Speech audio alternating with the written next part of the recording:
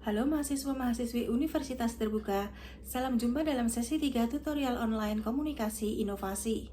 Setelah minggu lalu kita membahas tentang kebutuhan inovasi untuk perubahan, pada sesi ketiga kita akan membahas mengenai kepemimpinan inovasi yang meliputi agen perubahan, peran dari agen perubahan, tugas agen perubahan, opinion leader, dan jaringan komunikasi.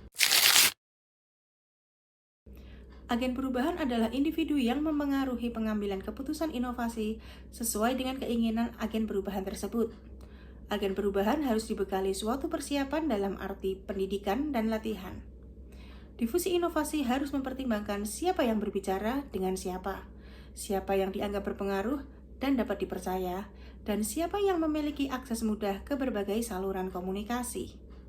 Terdapat dua jenis agen perubahan, yaitu insider atau internal dan outsider atau eksternal. Agen perubahan internal adalah orang dalam organisasi, sedangkan agen perubahan eksternal adalah orang di luar organisasi. Masing-masing memiliki kelebihan dan kekurangan.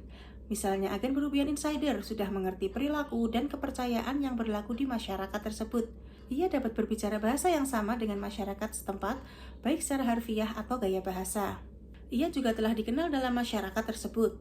Kerugiannya, ada kemungkinan agen perubahan insider kurang pengetahuan atau keterampilan dengan inovasi yang hendak difungsikan. Atau jika ia tidak punya basis kekuasaan yang cukup, maka gagasan inovasinya mungkin akan mendapat tantangan dari anggota sistem sosialnya. Sementara agen perubahan outsider bisa memulai tugasnya tanpa ada beban merasa segan atau mengkhawatirkan stereotip dari lingkungan yang ia kenal.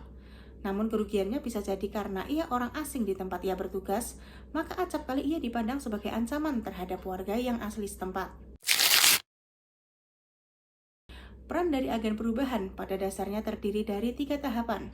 Pencairan diri dengan masyarakat penerima manfaat, termasuk mengembangkan kesadaran masyarakat tentang kebutuhan untuk melakukan perubahan. Menggerakkan masyarakat untuk melakukan perubahan, termasuk meyakinkan akan pentingnya perubahan untuk mengatasi permasalahan dan memenuhi kebutuhannya.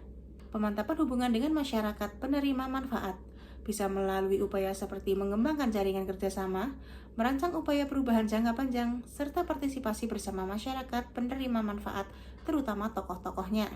Pada dasarnya tugas dari agen perubahan adalah mendidik dan menyadarkan khalayak akan pentingnya perubahan. Dalam proses difusi inovasi, agen perubahan harus memiliki kemampuan atau kualifikasi yang kompeten, baik secara teknis, administrasi, maupun hubungan antar pribadi.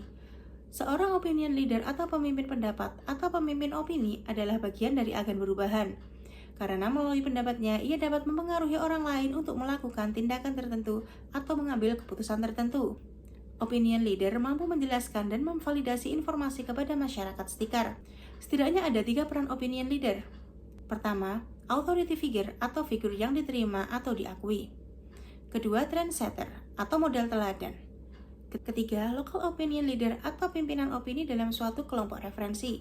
Misalnya kepala keluarga di lingkup keluarga, pada lingkup lainnya misalnya ketua RT, tokoh agama, guru, atau tokoh masyarakat lainnya.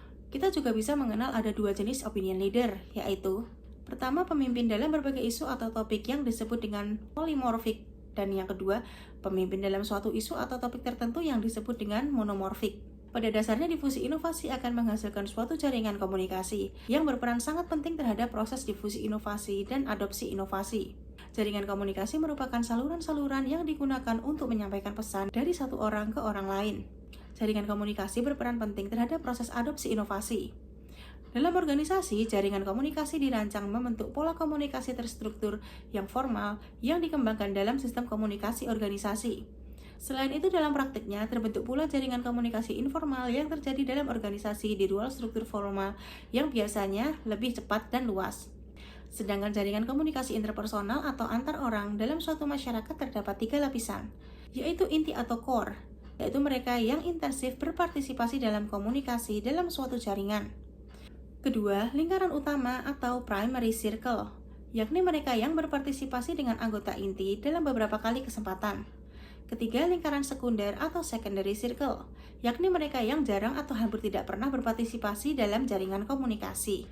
Demikian pembahasan pada sesi 3. Semoga materi hari ini memberikan manfaat untuk kita semua. Jangan lupa untuk tetap aktif di forum diskusi, mengerjakan tugas 1 pada sesi 3 ini, dan mengisi presensi.